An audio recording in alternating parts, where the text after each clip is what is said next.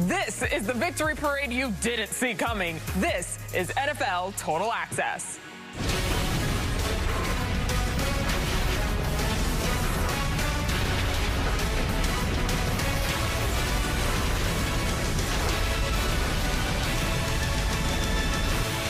Welcome to NFL Total Access. I'm your host, MJ Acosta-Ruiz. It's only fitting that a football year like this one ends with a parade like no other. Get ready for a ride today. LaDainian Tomlinson and David Carr are with me tonight to put this crazy Bucs season into context. Now, it's all aboard for the celebration in Tampa. The Bucs led a small fleet of boats full of players, team personnel, and fans down the Hillsborough River and into the Ybor Channel in a riverboat parade today. To say that this group was fired up, yeah, that would be an understatement. And when you're Tom Brady and you've got this many Super Bowl wins, you can literally throw Lombardi trophies now. Here's some of the best sound from the champs on the mic. I cannot take credit for any of this. All right, we have the best coaching staff in the NFL, and we damn sure got the best players in the NFL. All right? And anybody that says run it back, all right, that's Kansas City's. We're going for 2. All right, we're going for 2, and we ain't stopping. Hey, we want Levante back again. So y'all make it happen. Do whatever y'all got to do because I want him back. I don't play good without him. I'm letting it be known we the best duo in the world. In the world. We're the #1 team in the world. I'm so proud for my dog, man. This means more for him because he going to do it again. I created a special bond with all these guys. Your ain't going nowhere. We ain't running it back. We going for 2. All that. Let's get it. I love y'all. Yo, to my teammates, coaching staff, front office, I love y'all to death, man. Y'all families deserve this. We deserve this. We worked hard all year. They ain't going nowhere either. Yeah! We ain't going nowhere. We doing it again. We love y'all. God bless. Tee up. Our editor is doing expert level work. All right, so how did the Bucs get here? Let's jump in the Wayback Machine and go to Week 8. Tampa already looking like a Super Bowl contender after a win against the Giants. They're 6-2 at that point. Victorious 3 straight and sitting at first in the NFC South. But then the trouble starts. Tampa hits a tough part of their schedule, getting beat badly by the Saints in Week 9 and then dropping 2 in a row to the Rams and famously the Chiefs in Weeks 11 and 12. Tampa was down 17-0 in the first quarter of that game, battled back in the fourth, but came up just a little bit short there. After the latest bye week in the NFL, in Week 13, the Bucs righted the ship with a home game versus Minnesota in Week 14, kicking off an 8-game win streak to close out the year, including 3 road playoff wins and a hometown Super Bowl matchup with Brady's guys knocking off Drew Brees, Aaron Rodgers, and Patrick Mahomes in consecutive weeks. Let's welcome in Hall of Famer LaDainian Tomlinson, Super Bowl champ David Carr with me now. Now, guys, we knew Tampa Bay had all the talent in the world, right? But what changed for the Bucs? What really happened there in that shift from going 7-5 to Super Bowl champions, David? You just saw the trajectory of a normal Tom Brady season just take off. You know, you start off trying to find your way through the season, and you start throwing the ball a little bit too much. Bruce Arians, I thought there was a little bit of a learning curve for both guys. They had to understand what Tom Brady liked. Brady had to kind of morph and change this offense into his. That's what happened. And you saw them start to run the football and utilize play action. And play action, I thought, was crucial. You know, 43% of their passes were play action pass in the Super Bowl.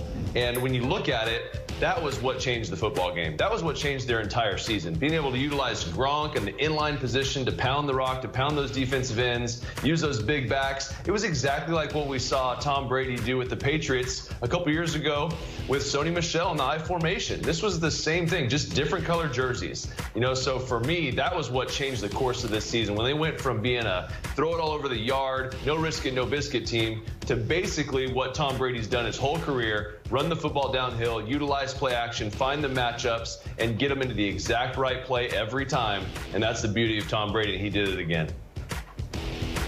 Yeah, David, can you say complimentary football? How many times have we used that word with Tom Brady's teams? Because complimentary football on offense helps that fabulous defense that they had. And that defense, what they had to do most of the time was continue to do what they have always done.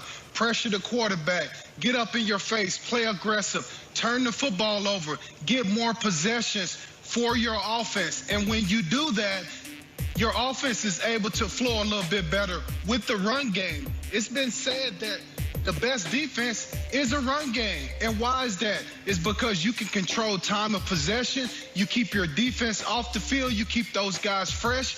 And when it counts the most, in the last 2 minutes of the game or in the fourth quarter, those guys are fresh to rush the passer, and they can close the game out like they did during some of those 8-game win streaks that they had. Yeah, talking about closing the game out, when you really look at this, and Tom Brady in the Super Bowl, this is as easy as he's had it in any championship run to go out there and just have basically a dominating performance by his defense, and then literally every weapon at his disposal on the offensive side with a great play caller, Byron Leftwich and Bruce Arians. So for me, this was just a perfect storm of finding the quarterback, get him on the right football team, and then let Tom Brady go, letting him be himself. Yeah, at the end of it all, guys, the planets had to align for the Bucs, and look at that. They sure did. All right, guys, thank you. Let's get you now to the latest headlines with our insider, Ian Rappaport. And, Ian, as the Bucs celebrate, other teams and individual players are planning their next moves. What's going on in Baltimore? Well, let's talk about Orlando Brown, who, of course, was the starting left tackle for the Baltimore Ravens midway through the season, then into the playoffs, really established himself, had a very, very good season. The Pro Bowler working at a new position. Well, that is what he wants to be. Orlando Brown wants to be a left tackle, and sources say he has asked the team to trade him. He will only play, I am told, for a team that also views him as a left tackle. And there's a couple reasons why this might be the case. Perhaps this is his natural position. He feels like he can shine at left tackle. And obviously, Ronnie Stanley is there for Baltimore, so he's not going to play that absent injury in Baltimore. Or maybe the fact that the highest paid left tackle makes $23 million per year, highest paid right tackle makes $18 a year, so it could be a little richer at left tackle. All right, Ian, let's go from Baltimore to D.C. because the Washington football team has a little more certainty at its QB position. What's the latest there? That's right. A very interesting signing for the Washington football team. Taylor Heineke, who, of course, came on late in the season, ended up playing really well in that playoff game, a playoff loss, but still acquitted himself really well. He agreed to a 2-year, $8.75 million contract. That includes incentives, almost $5 million over 2 years at its base. Can earn about $4 million in incentives, playtime, and wins. And for Taylor Heineke, he really does secure his spot as the backup for the Washington football team. Of course, we do know that as of right now, the Washington football team still has Alex Smith under contract. They are looking at some other quarterbacks. They were in on the Jared Goff and Matthew Stafford trade, so I would expect Washington to keep searching for their starting quarterback, whoever that ends up being, but at least their backup is locked in. And Ian, actually, Heineke was at the virtual podium earlier today, and he spoke about the situation in that QB room. It's going to be a competition. I think that's the best way to do it. I think that's what Coach Rivera has said. Also, he's harped on that. I think that's best for everybody. I think you get better with competition. You know, if say he named me starter, you know, a lot of people kind of get complacent and stuff like that, and we don't want that. We want to compete, push each other to get better, and go from there. But, you know, I'm excited for the opportunity, and we'll see what happens.